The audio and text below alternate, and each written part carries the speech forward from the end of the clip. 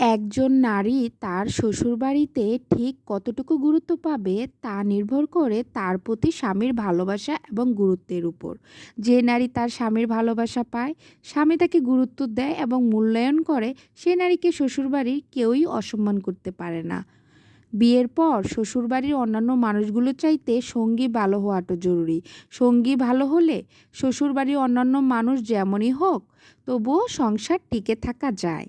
তবে সঙ্গী যদি ভালো না হয়, তবে সেখানে অন্য সবাই ভালো হলেও সংসার করাটা কঠিন হয়ে দাঁড়ায় একজন নারীর জন্য।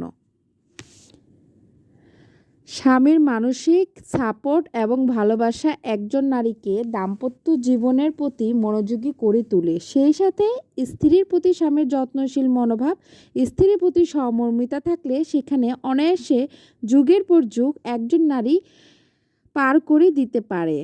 আসলে শ্বশুরবাড়িতে একজন নারী গুরুত্ব কতটুকু পাবে তা নির্ভর করে তার প্রতি স্বামীর ভালোবাসা এবং গুরুত্বের উপর।